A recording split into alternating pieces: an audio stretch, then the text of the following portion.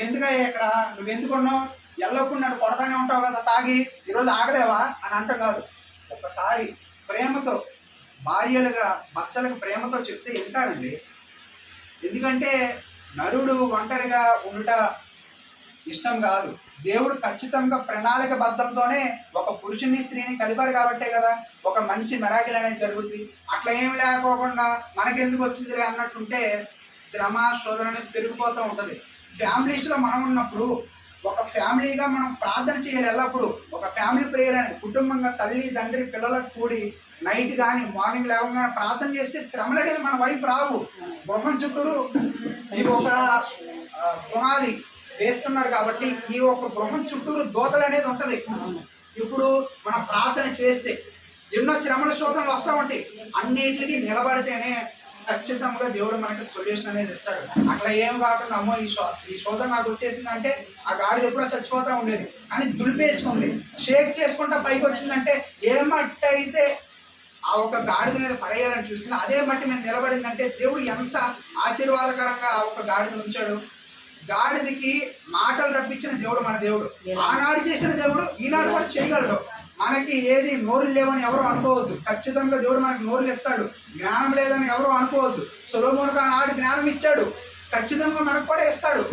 దేవుడే అన్నాడు కదా, మీరేమనికైనా జ్ఞానం పొందుకునే నన్ను అడిగి ఇస్తా అన్నాడు. మనం అడగాలి. వెండిని సంపాదించినట్లు కంటే జ్ఞానాన్ని బంగారాన్ని వాటిలన్నింటిని సంపాదించుకుంటే జ్ఞానం సంపాదించడం మీరు.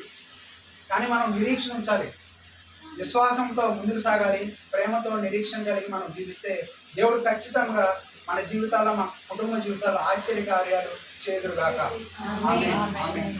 అట్లాగే నా గురించి కూడా ప్రార్థన చేయండి.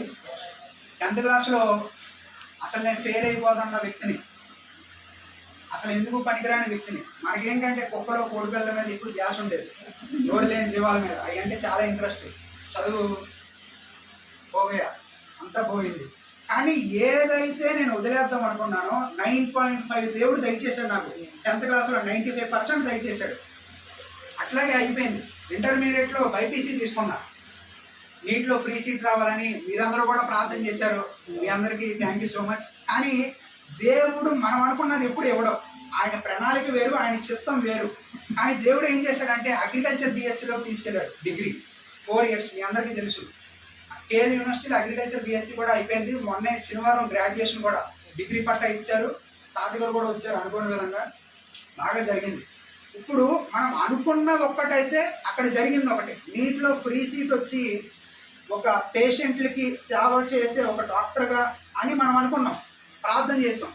కానీ దేవుడు చేసే గొప్ప ఆశ్చర్య కార్యం ఏంటంటే అన్ఎక్స్పెక్టెడ్ అనమాట. మనం ఎక్స్పెక్ట్ చేసిన దేవుడు ఎప్పుడు ఇవ్వడం. మనం ఎప్పుడైతే అన్ఎక్స్పెక్ట్ చేస్తామో మనం అనుకోని విధంగా దేవుడు నాకు ఇస్తాడు. అది అగ్రికల్చర్ బీఎస్సీ అయిపోయింది.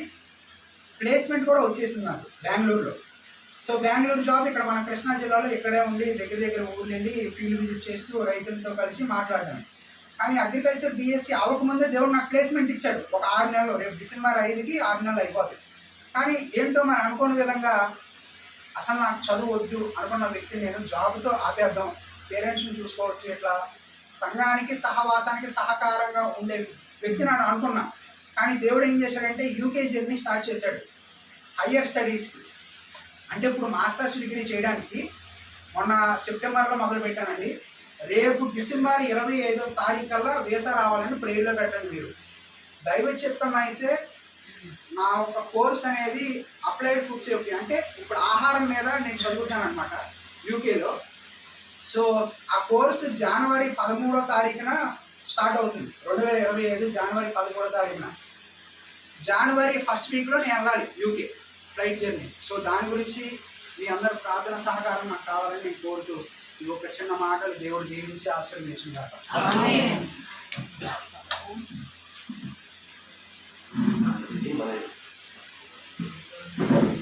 ఇందులో ఏం చెప్పాడో నేను కొంచెం బయటకు వెళ్ళాను.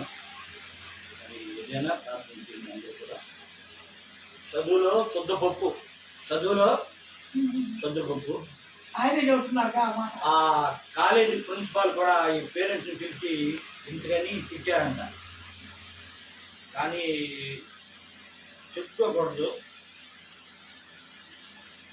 ఘనంగా చెప్పుకోవద్దు బిడ్డల్ని.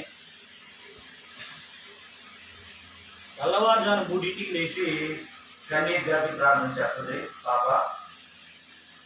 ఆయన అయితే ఇంకా ఎక్కువ ఏడ్చి చేస్తాడు ప్రార్థన. ఒకప్పుడు కాలేజీకి పిలిచి పేరెంట్స్ రమ్మంటే వెళ్తే తిట్టారంట, మీ అబ్బాయి ఉప్పు శుద్ధ ఇంటికి పనికిరాడు అని. కన్నీరు గారికి ప్రార్థన చేస్తున్నారు, చేశారు. తర్వాత అన్నింటిలో కూడా వీరితో పాటు ఇన్నోళ్ళు చాలా మంది తప్పికి అక్కడే ఉన్నారు. ఇప్పుడు మన గ్రాడ్యుయేషన్ అయినప్పుడు ఎవరైతే మీ అబ్బాయి ఉప్పు శుద్ధ ఎందుకు పనికిరాడని చెప్పి క్యామెరా వేశారో వాళ్ళని అభినందించి మీ అబ్బాయి చాలా గౌరవం, చాలా బాగా చదువుతున్నాడు, ఇంత మాట కట్టగా వచ్చిందని చెప్పి మీరు తల్లిదండ్రులు ప్రార్థన చేస్తున్నారు, అడప మనం చేస్తున్నాం. కాబట్టి ప్రార్థన వల్ల ఏంటంటే మనం చేయగలిగిందండి మంచిది. ఇప్పుడు తనకి చెప్పాడు కదా అని బాబు కొరకు మనం ప్రార్థన చేద్దాం. మంచిది. అయిపోయింది. మరి జనవరిలో ప్రయాణం చెప్తున్నాడు కదా, ఇప్పుడు కూడా మనం ప్రార్థన. ఇంకో మాట చెప్పాలంటే యామిని చిన్నప్పుడు యామిని ఆడించేది, అసలు దించేది కాదు. సండే స్కూల్కి వచ్చేది, యామిని ఆడించేది. మరి దేవుడు పడి యామిని కూడా కేవలం దేవుడు కొడుకు చెప్పాడు.